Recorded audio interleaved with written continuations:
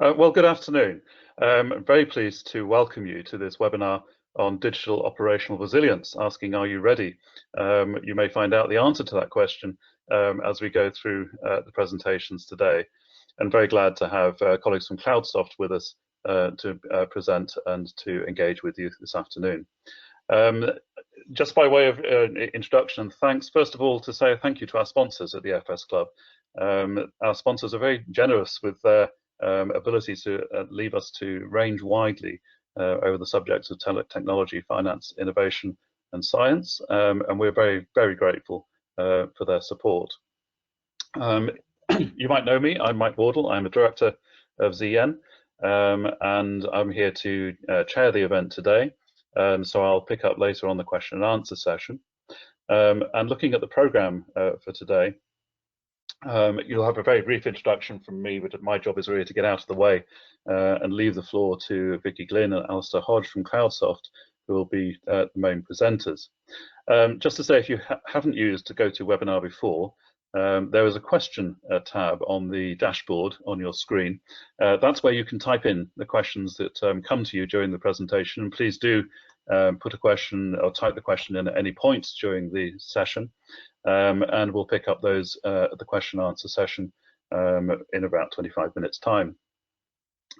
We will be recording the event, so just so you know, there'll be a recording available after the event, and we'll email out a link to that when it's up and live. Finally, just say if you do ask a question, we'll pass on contact details to Vicky and Alasdair, so if there's any need for a follow-up conversation, that can be facilitated. And I think that's all it is for me, all from me by way of introduction. So I'm very pleased to introduce Vicky Glynn, Head of Strategic Growth at Cloudsoft, and Alasdair Hodge, the Principal Engineer at Cloudsoft, to talk about digital resilience. And over to you guys. Great, welcome everyone, and thank you for joining our conversation today on digital operational resilience. And are we ready? So as we just get started, let's, by way of introduction, let's talk a little bit about the agenda for today. So we're going to just talk a little bit about the background to resilience and regulation, and why the regulators are so concerned about the subject of resilience. We're also going to talk about what the regulators want and what you can do to comply, and deep dive a little bit into that. So as was mentioned, as Mike mentioned, you have myself and Alasdair Hodge on the call. I'm going to let Alasdair just introduce himself. Pleasure to virtually meet you all. I'm a techie guy, so I've been steeped in application development and solution architecture for the last 25 years. Been with Cloudsoft for quite a long time now, over a decade. So enjoy talking to our customers around technical and business challenges and how the many cloud toolboxes and technical toolboxes can be wielded effectively to help solve some of those. So delighted to be here talking to you.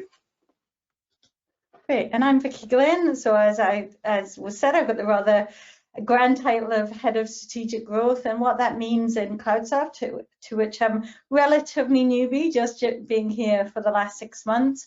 But I work with our customers right from some of our earliest engagements with our customers right through to managing some of our largest strategic accounts, such as large global banks who are using our resilience product.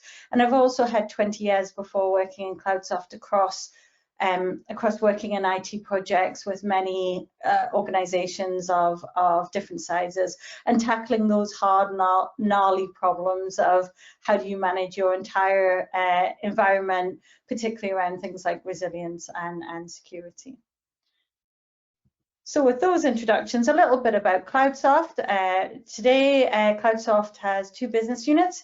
We deliver powerful software to our clients today, some, as I mentioned, the world's largest banks, some of the world's largest defense contractors, really to make simple how you manage resilient workloads across hybrid estates, so no matter where your workload is, whether that's on-premise or in a different cloud, and how you manage some of the real concerns that you have of keeping it secure and compliant and resilience. We also work with customers to advise them on how they might migrate or not to cloud, and how they can keep their own IT solutions secure and resilient as well. So with that in mind, I'm going to just talk a little bit about resilience. So rather than death by PowerPoint, Alasdair and I are going to literally have a conversation with this. So first of all, let's start with a key question, Alasdair. Why are regulators so concerned with resilience? Yeah, that is the key question, isn't it? I think there are a number of factors which have made 2021 the year to think about operational resilience, and very close to that, the resilience of underpinning IT systems, which is obviously where we play a very active role. I think now more than ever, we are incredibly dependent on banks and financial services institutions and the services they provide. They impact many areas of our lives and our ability to go about day-to-day living. Those firms themselves are now competing fiercely with each other more than ever before, bringing out modern new products, new channels of interacting with their accounts, mobile apps, internet banking, and so on. And they're competing for market share. They're competing for our business in a very competitive space. So the pace of change has increased. The rate of innovation has gone through the roof. And as a result of that, new products are being released much more frequently than ever before. And part of that, that creates a bit of a problem, because with frequent releases, we often encounter frequent problems due to sloppy change control, and we've noticed various major outages over the last few years. I'm sure we'll come back to one or two of these more famous outages that made the front page of the papers in due course as we further this conversation. But the regulators have taken note because these outages have affected people's ability to go about their day-to-day lives. A large impact on consumers, a large impact on a very large number of people due to preventable failures in IT systems. The financial services landscape has also become very convoluted and complex. There are now more players than ever before, more firms. There's a much greater specialization of skills and talent, leading to a higher degree of outsourcing to third parties than ever before. These vendors are offering very specialist services, from entitlements and know your customer style products to core banking systems to, well, you name it, any IT system that may be in use within firms. And the whole system, the entire financial machinery of the nation, and in fact of the continent, has become incredibly interconnected, which obviously increases the risk of a whole system, a systemic failure of the whole system, and that scares the pants off the regulators, which is why now is the time that the regulators are sharpening their focus and causing firms to do the same. Yeah, it's funny to think about. In my lifetime, obviously, we were at the point where we could actually count the number of applications that we had to work with across all organizations, and now it's becoming increasingly difficult that even within one single organization, and I'm thinking of a large-scale bank, the number of applications that they might have actually matches what we all would have had 20 years ago. So that, you know, massive explosion of application landscape has been huge. And I guess as well, that diversity of how we manage and where our workloads are is also significant as well. Yeah, absolutely. It's become a lot more hybrid and a lot more diverse, a lot more, how would you say, heterogeneous. The digital platform on which these workloads sit no longer resides in a single nicely delineated place called data center or VMware. Banks and other financial services firms, insurance companies, for instance, and fintechs, they're consuming services from all over the place. The previous slide you showed with the increasing spaghetti was interesting to me, because not only did banks have a smaller number of systems, but they ran them all themselves. They knew exactly where they were running, and they had full control over the application stack, the software, and the underpinning infrastructure. Whereas now, like we mentioned a few moments ago, we're outsourcing more to specialist vendors. We're outsourcing infrastructure to data center providers, where we depend on them for building security, for heating and cooling and resilient power supplies and network connections. And you take that a step further with cloud providers, where we're not just outsourcing just infrastructure, but entirely new styles of software products that we can use to build our applications. but also, you know, the diverse tooling. We're all using a range of tools, point solutions at various times through the whole life cycle of our software products. And I guess what's also challenging for these organizations in terms of resilience is that when you're an end user, your access point into what you want might be something very simple. It might be something like, I'm accessing my bank app, I want to pay a partner or a supplier, I want to be able to see my account statement. So you don't really care what goes down in all of this complexity, you just care that you're not able to access your system. Absolutely, and I think that's the point of view that the regulators are taking. You know, we had some pretty prominent outages. Here we go. Why does the internet keep breaking? Asks the BBC after the very prominent outage of Fastly, a service that practically nobody knows even exists. It's a content distribution network and distributed cache. Nobody knows that that system exists. Well, no lay people know that it exists, and yet it's critical to the delivery of many of the services we depend on. And that naturally extends into banking products, because banks are riding that same wave of technology innovation that Facebook and media companies and every other firm on the planet has gone through. They're riding that same crest of that wave.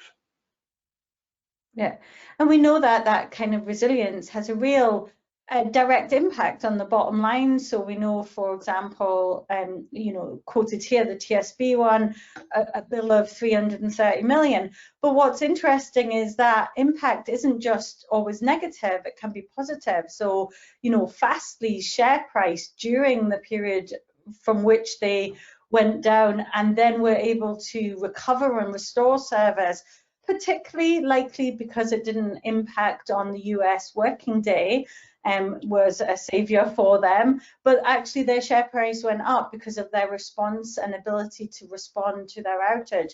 So the impact on the bottom line isn't always negative, but it's certainly there.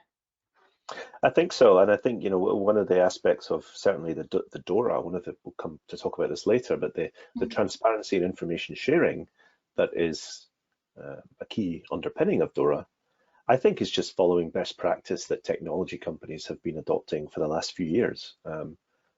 Research has been done that shows customers are more forgiving and have a higher, a more positive disposition towards companies that are transparent about their failings and take steps to ensure they don't happen again. So I'm not surprised actually that share prices rose, as I'm sure they did. Monzo, the challenger bank, the internet-only challenger bank, had a quite high profile outage early in its history. They fixed it and they communicated very clearly throughout the incident and afterwards, including what the root cause of that failure had been. And, you know, I believe they got kudos for doing that from their customers and from the wider tech community. So indeed, you know, this resilience becomes not just a regulatory concern, but it's a strategic business priority because of some of the things that we've said about costs. And we know that downtime definitely does have a cost, but it also can have business, you know, a real business impact in terms of reputation. And for the lucky, that is a positive impact on their reputation. For most organizations, that will be an incredibly, you know, negative impact on their reputation.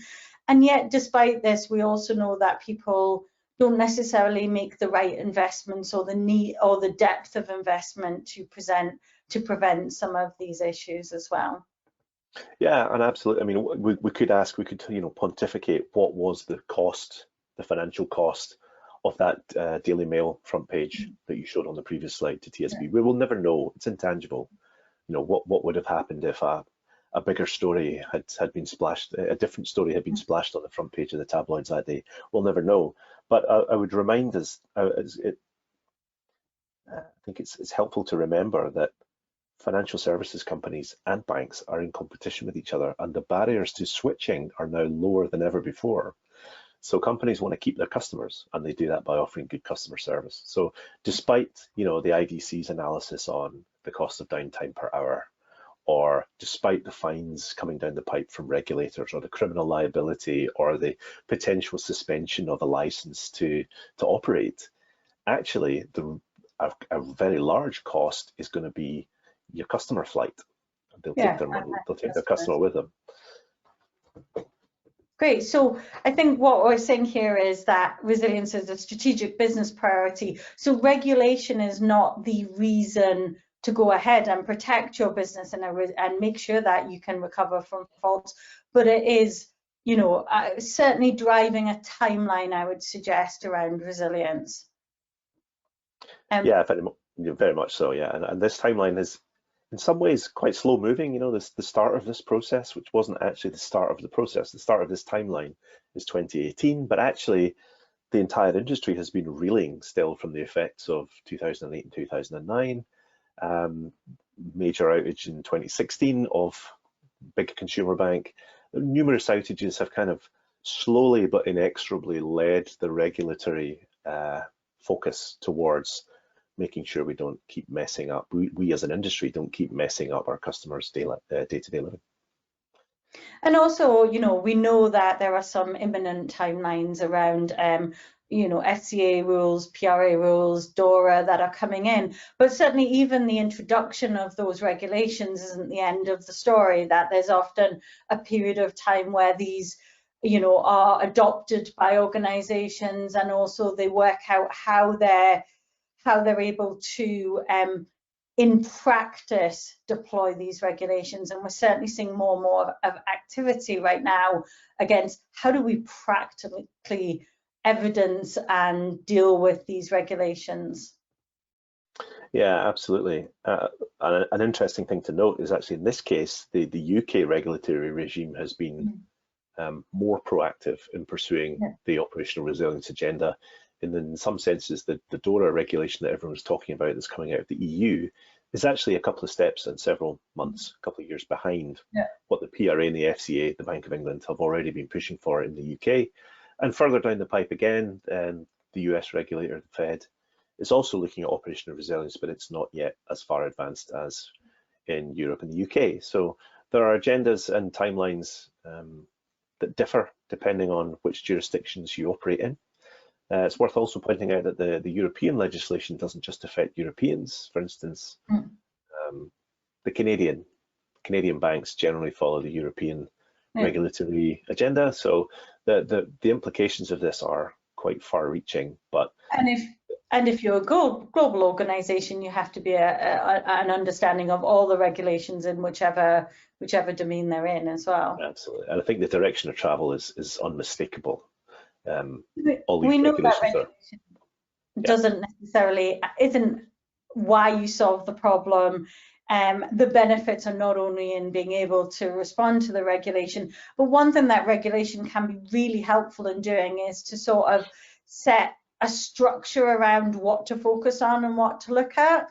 And certainly DORA is an example of that, where they have these really clear pillars to look at, to concentrate your activity around as well.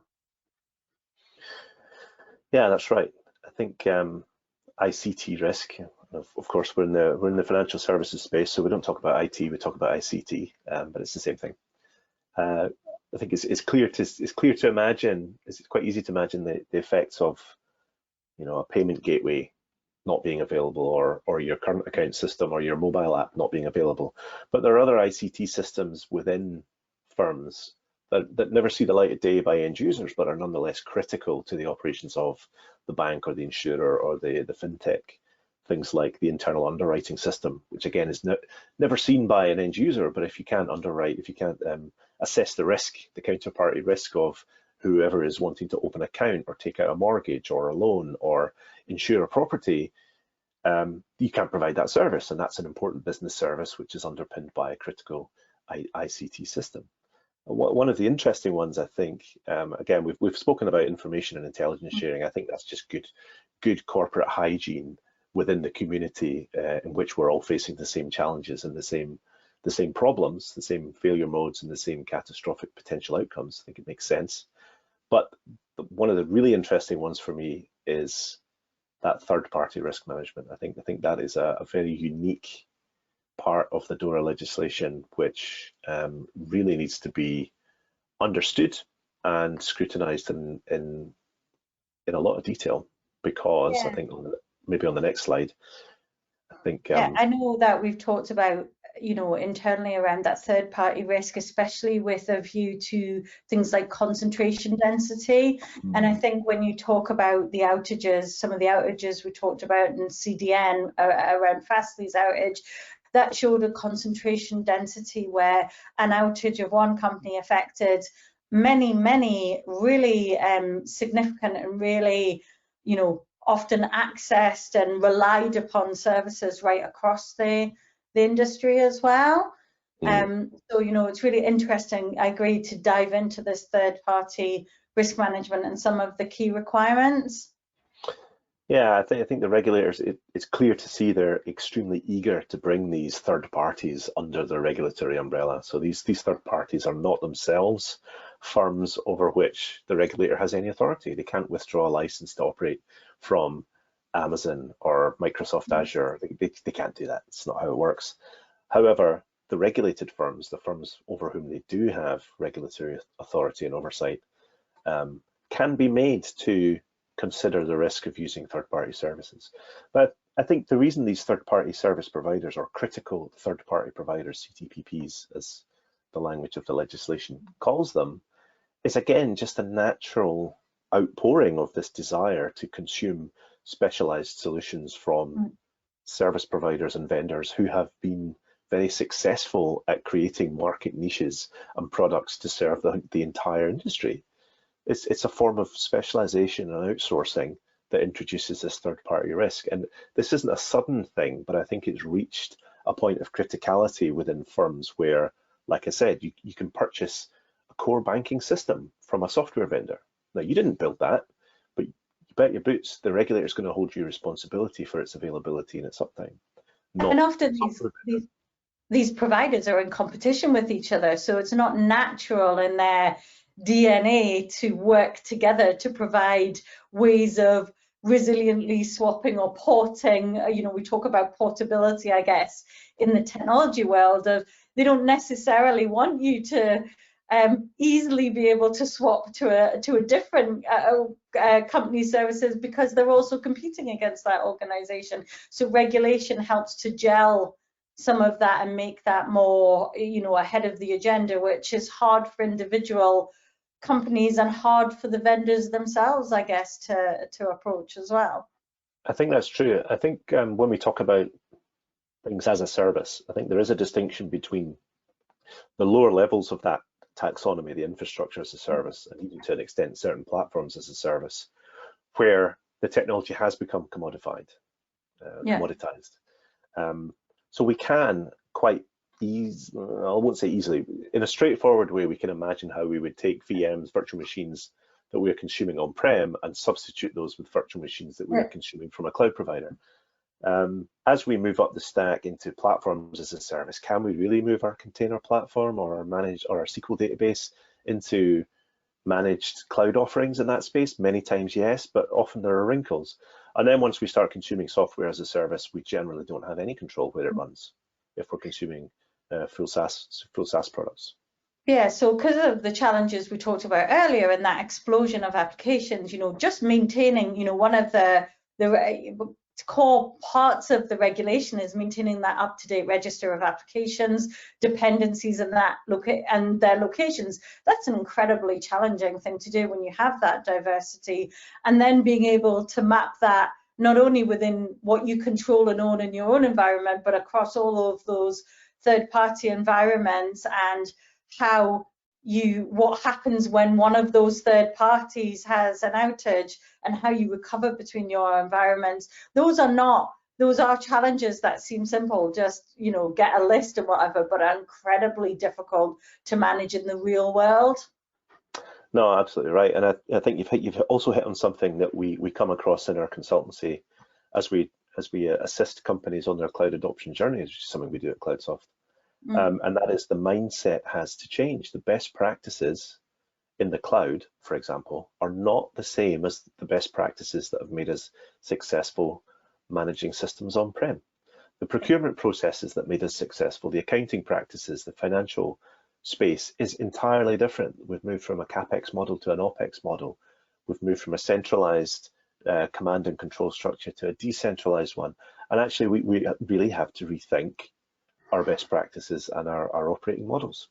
Yeah, and it's quite interesting. Gartner talk about resilience as not only being the ability to bounce back from a problem, but actually preparing to get better in any endeavor. So it's not just resetting to where you are, but actually preparing yourself to be even better in the future, so respond better. And that's also challenging because, you know, it's not just about fixing the problem, it's actually fixing it in such a way that next time your ability to be resilient is actually improved, not just there.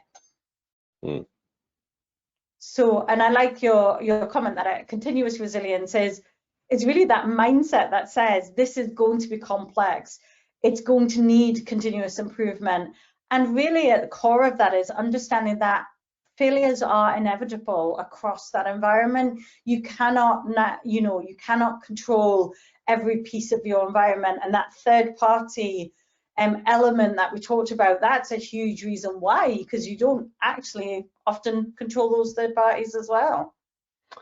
Indeed. And I think as well, unfortunately, it's not a one and done job either, is it? It's a continual cycle of orchestration as well. Indeed, and this is where the mindset change comes in. We always have to be continually adapting. I guess the process starts on the left. We need to know what we're looking at, identify and protect, understand how architecture and tooling and all the vast arsenal of technology can help us in that process. We have to anticipate that things will break. And you know, we said on the previous slide that failure is inevitable. That doesn't mean system outages are inevitable. And we have to use good hygiene, good architecture, good practices, and sharp tools to ensure that failures of individual parts of the machine don't bring down the whole machine. And to that point, because we've been it's been a little bit doom and gloom about how complex it is and how challenging this could be to this point. But I guess one of the good things that there are tools that are starting to try and help organizations solve this problem as well. You know, and I guess, you know, and again, you know, there are different opinions about Gartner, but one of the things that it does really well is try and contextualize and groups tools and into particular areas so we can describe them. And they are beginning to describe these tools as digital platform conductors. And it's really interesting to look at their definitions, because they're sort of saying now that this is not a new tool set and it's not something that you're going to replace your existing tool set with. We really need tools that work with what you have already and actually increase your maturity and are flexible and to able to adapt to what you have now, but also what you've got in the future as well. And you know, I think what I really love about the digital platform conductor is that sense of conducting from the top, and I think that really accords with those conversations in the regulation about that critical business service approach, doesn't it? Absolutely. I think as technologists, and I'm a total nerd, so I include myself in this category. We have a tendency to fixate on, you know, the blinky lights and the shiny devices in the data center, and we become a bit obsessed with that. But at the end of the day, the infrastructure exists not as an end in itself, but as a means to an end, and that end is to run applications. But those applications, those workloads also don't exist as an end in themselves. They exist to serve the business. And at the end of the day, everything exists to provide, so the business can provide its important business services. And that's why the regulation is written the way it is. Everything starts at the top and flows from that provision of service to users who need those services. It doesn't matter if they're underpinned by IT, but let's be honest, in 2021, everything is underpinned by IT of some form. And that accords with that idea that every business now is a digital business in some respect as well.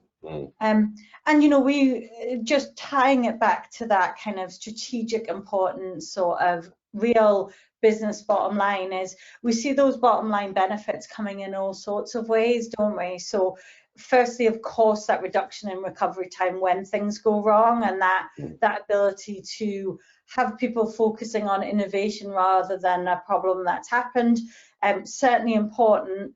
but also that ability to sort of manage your applications in a more automated way.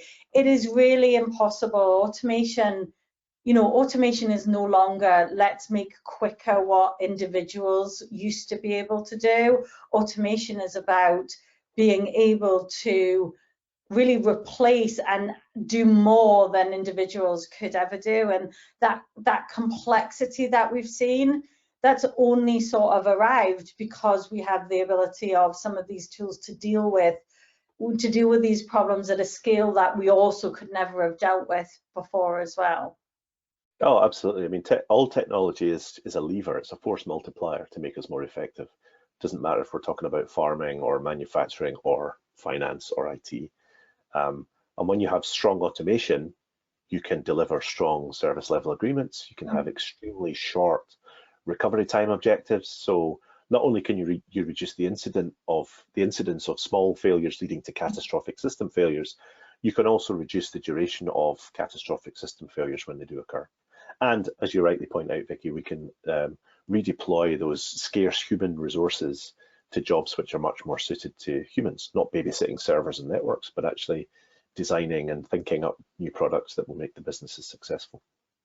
And these tools that allow you to kind of orchestrate this all together to achieve these sort of business critical solutions are allowing you to kind of approach that from a much more top-down journey, which is great because as well, your competitors are doing that. So while our RTOs that we're talking about today, well, you could be world leading, that may only exist for a certain period of time as your competitors are also continuously improving their environments as well. I feel we could talk about this all afternoon, but I guess we've used up our time, Vicky. We spend a lot of time doing that already. Really interesting conversation, Alasdair. I hope everyone else found it interesting as well. And thank you for those of you who listened to our conversation today. Really happy to take questions on that. Well, thank you very much indeed for your presentation. We have some time for questions, comments and answers. And we've got a couple of linked questions from Liz Swassel in the audience. Could you just briefly describe what it is that the Cloudsoft tools do? Is it a dashboard? Is it a set of monitoring tools? What do the tools do that you might implement? I'm happy to pick that one up. We have built a really very extensive automation platform, and we built that from the perspective of applications at the top rather than infrastructure at the bottom, and everything else flows from that. So our application management platform can not only deploy application stacks from a description, a blueprint, but it will continually monitor and manage them post-deployment throughout the entire life cycle of the app, including fixing failures when they occur, component level failures again before they escalate to become systemic failures. And that automation is entirely extensible, can be user customized. You can represent and manage systems of all stripes, including hardware systems and software stacks running on the data center, on bare metal servers, or in container platforms, or on the big public cloud platforms as well. So we've been pushing this approach for several years before digital operational resilience was really on the agenda. We didn't set out to build a specific operational resilience tool, but a very strong automation tool. But I think that the marriage of those two concerns is quite obvious to see how one benefits the other. And our tool also, I guess, Alasdair, one of the real things when it comes to regulation is, many organizations, it's not just about doing it, but it's also showing to regulators that they have done it and when that they've done it. And I wondered if you talk a little bit about policies and how they can help organizations look at this across the board kind of regulation. That's a very good point. Everything in Cloudsoft AMP is a code artifact. So the structure of the application is described as a code document. The interdependencies are also described. And as Vicky says, the management behavioral responsibilities are also described in the form of policies which are attached at various levels of the blueprint. And in so doing, everything is codified. So you can respond to a failure either by notifying someone or by taking remediative action automatically without human involvement. Because it's basically codified at this point, we can first of all, we can test it in non-production environments and actually prove that it works, but also we can keep an audit trail of everything that the tool has done so that we can evidence to the regulator, yes, we have these measures in place, we can show that they work, and we can not only show that they worked in dev test, but we can actually show that they had an effect last month in production when a disk failed, but the database recovered and our customers suffered zero outage, zero downtime. Everything is recorded as you would expect from an enterprise software system, and that evidence can be curated and presented to the regulator whenever they want to see it. I think also that sorry, I'm rambling a little here, but I think there's a principle of we iterate over things that are painful. We did this with releasing new versions of software. We've got strong automation for that. Not Cloudsoft. I mean, we as a community, and CI/CD and DevOps became a thing, and that didn't happen overnight because we had to learn how to break that cycle of pain of not releasing often because it was so painful. And I think the resiliency angle, anticipating and testing failure modes, is painful, but I think that's a reason to do it more often, so that the pain comes in smaller chunks until eventually we don't notice that it's painful at all, and the tools are doing much of the heavy lifting. Okay. Ian Sheridan's asked a question about cloud risk concentration. Have you got any pointers as to how a business might decide on ensuring that there's not too much reliance on a single provider? Are there any good rules of thumb that you should be thinking about? Yeah, absolutely. I think again, the regulators are very concerned about concentration risk. They look at, let's take a provider like Microsoft Azure, and they look at that and they think, if the entire financial system was hosted in Microsoft Azure and they went rogue, or they had a systemic failure, or something, they were compromised by a foreign state actor, that could affect the stability of the entire financial system. And when you're talking about nation states as malicious actors, but also the entire financial machinery of our own nation state, I think it's valid to raise those kind of hypothetical questions. Well, what happens if? We're not in that situation, just as we're not a one-party state, we're also not in the realm of having a single cloud provider. There are many that you can choose from, and if you choose your services judiciously, and by which I don't mean just using the lowest common denominator, but if we conform to certain standards, some of which exist, like SQL and container standards, the OCI or Docker, Kubernetes, these are all great standardized platforms on which to run things, and they are offered by people who are very competent at running those systems. Kubernetes platforms or managed SQL databases. Even in the kind of more cutting edge spaces, I'm thinking about blockchain platforms and AI ML, standards are developing. The communities are coalescing around, at least in the ML space, open source around Python and other open source machine learning frameworks. And by coalescing on those, you kind of hedge your bets. You have the ability to move in a way that you can start to consume a managed service from another provider, knowing that they will be supporting the same community standards that you have become tied to.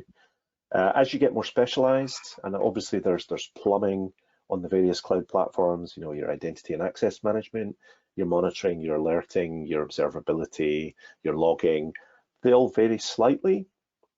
I think where possible, introduce tooling that abstracts that. Another big elephant in the room, and I mention that because it's a big heavy thing, and that is the amount of data that you collect. And firms are increasingly amassing large volumes of data, much of it transactional, in order to provide the business as usual functions of the bank or the firm. Much of it is historical and is then kept for long periods of time, either because the regulator demands it or because the firm believes we can mine it, it will be the new oil, we can get some value out of this at a later date. And the sheer volume of that data and the gravity it doesn't just have mass, it has gravity. Systems want to be pulled towards where this data lives. So that naturally creates a very complicated, heavyweight, risky proposition when you think about, well, how do we move it? How do we move it out of our data center? And if you're using, sorry, Vicky, go ahead, please. Yeah, sorry, I was just going to say as well, I mean, some of the principles that we have built into our tool is that layer of abstraction to use the tools that are best for the job at hand, but add a level of abstraction so you're able to move between those tools. And also, I guess, fundamentally, because we incorporate our tool looks from the design stage right into the runtime stage as well, looking at the whole life cycle of your applications and building in that portability that we talked about is absolutely, you know, critical in terms of doing that. And we're not saying that necessarily you need to do that for absolutely every application, but alongside the regulations, identifying those critical business systems and working on those at a layer of abstraction and building in that recovery and resilience at the design stage and right through the life cycle is probably some of the tenets that we've certainly built our tool around. Yeah, I don't disagree. Anthony Abel has just put a note in just to thank you for your presentation. And Terry Downing has just noted or commented that integrated business services are probably the important focus rather than which technology you're working on. It's actually how have you integrated the services you have. Just a question about learning organisation, I guess. We've been talking about learning organisations now for many years. Yeah. I just wondered whether you had any good example or a case study, a mini case study of an organisation that you think, or an approach to learning from mistakes that you think has been pretty successful. Oh wow, put us on the spot. What a great question. I think, I mean, I'd probably hopefully prompt Alasdair on this as well, but I think that kind of, how does an organization learn in this incredibly complex environment? And I think, our tool, one of the things that we really believe in is modeling and blueprinting what you do, so you can look at the component parts of what they do and make those repeatable and continually improvable upon. And that's really difficult if you have all of these component parts in very different places. So as Alasdair talked about things like codifying all of this and having that code in a central place allows you to take the learning, repeat it, extend on it, share it, and understand and continually build on what you've improved and learned already. So that definition of resilience in terms of not only fixing the problem but also getting better and better, we would say that codifying and sharing blueprints and really looking at your systems and I did absolutely agree with the point of how your systems work together and interact with each other. It's all got to be in there to be able to improve on it, and that's a very different model to some of the things that we've done before, in that we sort of separated into kind of different projects and different environments, and an element of simplifying them into simple projects I think is good, but I am very fond of composability, so you can break these down into essentially Lego blocks that you can build up and improve. I think I've got a couple of things to add to that, and it's absolutely on the money, Vicky. But I think we do have to learn and grow, and we have to kind of capture this knowledge. I think there are two different kinds of knowledge. So there's that subject matter expertise that affects down in the weeds. How do we, administer a server? How do we install software securely? How do we manage encryption keys and storage? That's subject matter expertise that is down at the bottom. But then where solution architecture and enterprise architecture has a role to play as well, how do we structure the overall system so that it's highly available and fault tolerant even when things are failing at the lower levels? And I think a tool like a digital platform conductor, certainly ours, is able to curate that knowledge at both levels, the subject matter expertise in the details and the architectural patterns kind of higher up. The second thing I wanted to say is we absolutely have to learn from failure, but we don't have to restrict that to learning from our own failures. And I'm sure that when Facebook went offline for a day because of a third-party service, the caching layer, And Facebook went offline, not just for people surfing the web, but for Facebook's own employees. They couldn't enter the building because they had ate their own dog food and left themselves completely stranded, which was quite humorous, but also a bit of a wake-up call for people, for firms who had maybe considered similar, it's not quite Skynet, but it does seem very self-referential and very dangerous and very risky. And I'm sure that that very high-profile failure of a very large company made a lot of firms realize, holy moly, we're in a similar situation with regards to our DNS provider, or our certificate renewal, all of these things which are generally invisible, like the cache, but when they go wrong, oh boy, do they cause outages. Well, thank you very much. We are, I'm afraid, out of time. So I'm sure we could continue the conversation, but maybe have to do that on another day, another occasion. So I've got a few thank yous. Obviously, thank you to the audience. Thank you for coming along and supporting the FS Club webinar series. Thank you again to our sponsors, who I say very, very openly allow us to range very widely across a whole range of interesting topics. We have some, obviously, a continuing series of webinars coming up, forthcoming events about markets and supply chains, that's tomorrow. Launch of the Smart Centres Index on Monday, how the European Union is doing, and the Employee Share Schemes and Trustees Conference on the 1st of December. So a rich programme coming up, and please do keep an eye on the website for other things that are coming up. Ian Sheridan has just put a note of thanks into the question, so thank you very much for that and for the answer to his question.